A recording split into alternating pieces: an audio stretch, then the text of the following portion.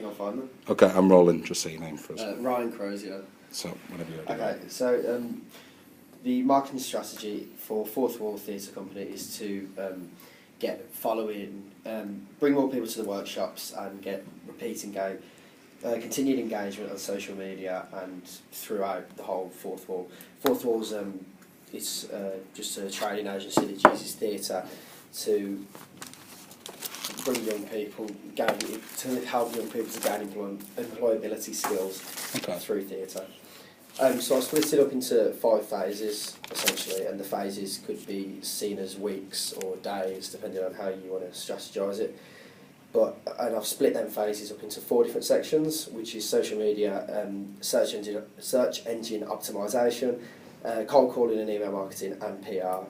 So in the phase 1, social media would be to actually gain a relevant following using follow and follow sprees, tools such as Manage Flitter that we use, standard things such as scheduling relevant amount of posts and constant content going on throughout that week or throughout that phase, which could be a day, retweeting or sharing on Facebook other accounts that may be relevant to try and spread the engagements and grow natural engagement by doing that.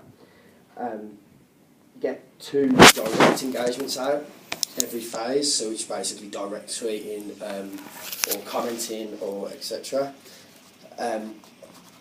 While doing all this, have some kind of, I've left that at the start, previous to doing these phases there'll be like an e-leaflet or some visuals created that can be also promoted and sent out during the marketing strategy, so we'll be putting that out there as well.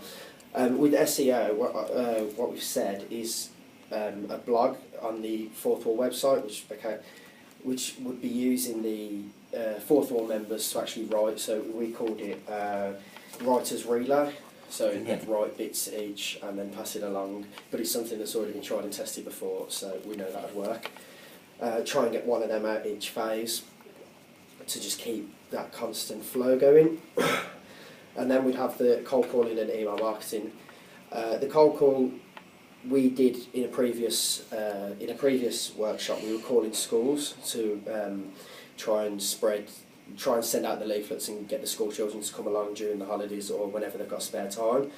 That at the time probably didn't work best, but it wasn't chased upon enough and it wasn't followed up upon enough. So I think doing that, but just keeping on top of it in this time. The email marketing, we do it through the same. We'd be collecting emails through the schools, so that's how we'd retrieve it and then we'd go through them. And we also have a setup called the Fourth Wall Collective, so we'd be keeping them in touch through that as well. On the PR basis, we'd be contacting all relevant people that we have relationships already with, like Midlands Arts Centre, B31 Voices, Hippodrome, some Birmingham bloggers, Northfield Community Trust, etc., to try and just grow the relationships and spread knowledge of what we're doing to try and go on. The phases as they go on, so we're going on to phase 2 now, it's kind of repeating what you'll be doing in phase 1, but in the second one you'll use social media tools like Clout and Facebook and Twitter statistics management to actually see what's working and what's not in the first phase, so then you can alter or improve or change further down the line. Also, when you find out what's working and what's not in the second phase, you can run things like Facebook ads, which very low cost, very good to run because they're just going to they're going to grow the engagement, which is what we need to do, and that's easily done. So with the SEOs, it's more about if it works in the first phase, it's again, like I said, repeating it because there's not much more you can do other than just to what we've got set up there, than to just constantly keep the content rolling out.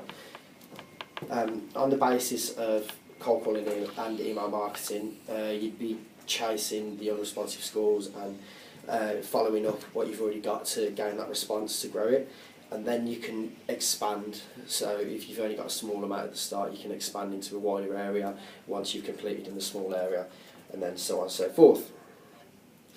PR, it's again following up on the relevant people you've already contacted to distribute the things you've got, and hopefully try and get them to connect you with other people that might be relevant. So then you go from there and so on and so forth.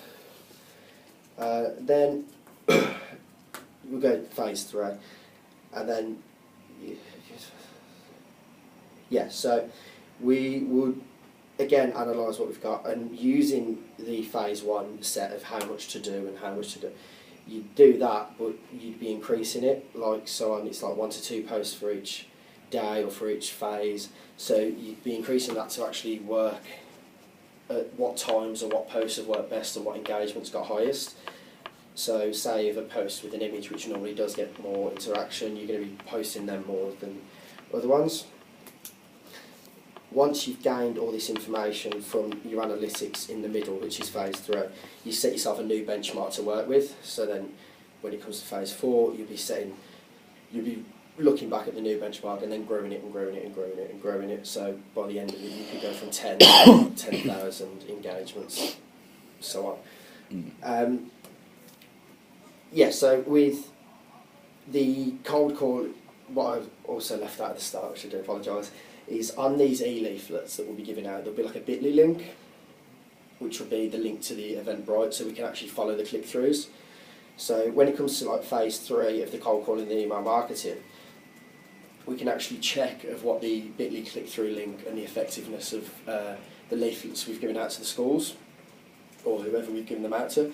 So we can monitor the effectiveness of how's that worked, whether we need to actually chase up on what we've already got and ask why it's not working, or once we find out it has working, we can actually expand and go and carry on with what we're doing and expand further and use the same model that we've already got for the first, so on and so forth. When it comes to phase 3 of like the PR basis, like we said, trying to gain them connections by actually trying to get into like networking ways, like maybe even an event, or just linking to social media with networking basis, really.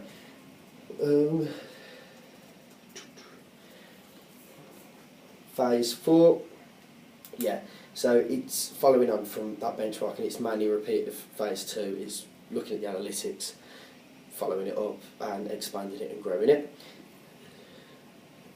With phase 4, again, it's really, phase 4 is really just kind of not like a review yet, but it's following on from phase 2, so it's you've grown it, and then you're looking back and you're expanding from what you've got, and you're growing from what you've got, seeing what's working, seeing what isn't. And then phase 5 is going back and actually monitoring all the, say, bit.ly links, so see what the click-throughs are and actually go, has that worked, why hasn't it worked? Because then with phase 5 being the final phase, you can actually see what to use to go forward, and why is the engagement increased or decreased, if it has, and so on. And has the SEO worked in the SEO? If so, how much more than before? Because you have all the data from before with the research. Yeah. And so that's pretty much it from phase 1. Cool, thank you, Ryan. I quite like a lot of people that we talk to sort of often do very content-based things, which is you kind of went down the numbers route, which I do appreciate.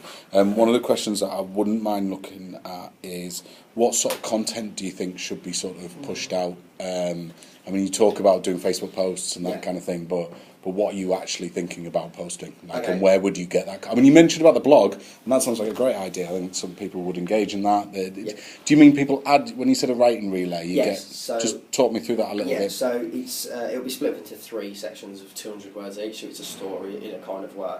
And it will be passed through members of Fourth Wall, so it goes somewhere about the first, third, and then... A bit like that drama game you do where you kind of add to it. Okay, I quite like that. That's a good idea, because it keeps people... The idea I see is you're doing almost a serial, aren't you? So, if anything, the members are at least going to be engaged, which is part of it. Okay, so what about like the Facebook posts? What sort of content are you thinking about? What are your ideas on that? Okay, so it's known that content with images, like I said, with the e-leaflet or just generic images from past workshops to go out there. It's known that images are interacted with more on Facebook and on Twitter. And on Twitter you can also integrate GIFs and so on. Okay, yeah, but what sort of tone would you be going for? What are you trying to do with it? Like, you're putting it out there, great, Yeah. that in theory will grow you, but Right. what are you trying to do? Who are you trying to attract? Well, the target is young people up to the age from. Right, okay. It depends on what the workshop would be. So if it's a young group, you'd be looking at parents. So your tone would be more formal in a way, but also kind of enticing for their children to do. But if it's like an older workshop from say 15 to 24, you're trying to be slightly more colloquial and in a way informal to actually attract their attention and entice them to actually join and click through the links and sign up. So would all that, and those pictures and stuff would they be encouraging people to get involved, or what would be the aim of them?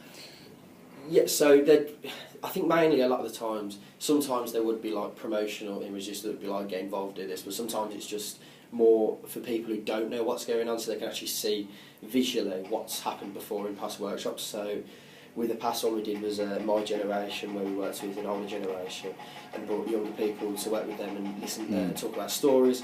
So there was a lot of images from that, and it looked very interesting. It looked very aesthetically pleasing for someone who wouldn't know what was going on before.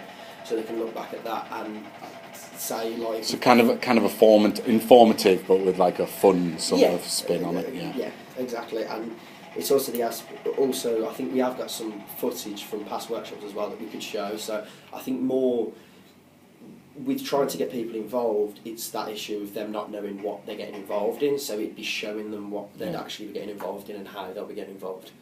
Okay, go on. Linked to this, so say, for example, this was My Generation Part 2, and we're doing this again. Just give me some examples of the types of posts that you put out. You talk about gifts, you talk about this, but what actually, like, no, I'm not saying word for word, but yeah, you know, you'd have one do this, one do that. What would you actually put out? So a lot before it was very much promotional, and it was like do this, and it was like sign up for this. So I think more this time round it'd be look at how well it went last time and see for yourself, and more of it was such talking about how it's in a way it's been tried and tested that it has worked, and be like you don't want to miss out on it second time round, come and get involved with us, so on and so forth. Yeah. Okay. How long do you expect the phases to be? Well, I put phases as weeks essentially. So that's week 1, week 2. Yeah. So that means by week 4 you're doubling up everything that you've already done. That's Yeah. quite quick, isn't it? I don't know what your run up is to a workshop. It depends on that, doesn't it? Well, probably be longer than that, but it depends. We've got quite a small number, so doubling up it might be that actually sign-ups may go from 5 to 10. So that, which isn't unreasonable within 4 weeks. Right, okay, alright, well that's fine then. It's also mainly on a basis of, because this was just on not knowing what the workshop would be, the phases would obviously differ to how long you've got to work for yourself, and obviously, like you said, the numbers and the workload. Okay, so on that, you said on 2, you would look back at what you'd already looked at, Yeah. and say, right, this has been good. What do you denote as being good? So have you got sort of set number? Because for me, you know, I've got a little company that I work with where 3 shares would be amazing. Yeah. And then I also work with the Arts Council, who just did a tweet out that 8 tweets went out and they were absolutely devastated. They want thousands, you know, not thousands, but hundreds. So what for Fourth Wall Theatre would be a good sort of numbers wise? So generically, we're looking at probably no retweets, no favourites, maybe one odd one from like the stray accounts, as I would call them, who are just sort of floating around social media.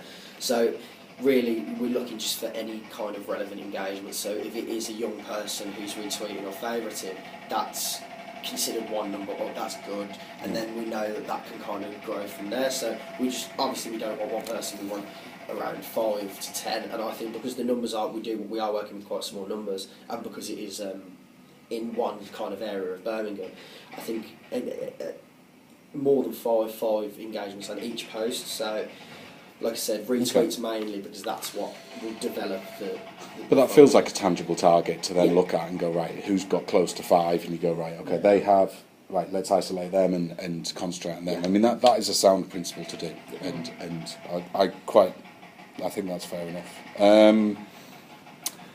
My last question, sorry, Dan. Last one was about you talked about sharing other people's blogs now and things like that, sharing and retweeting stuff. So for me, I mean, we talked about stakeholders. How would you prioritise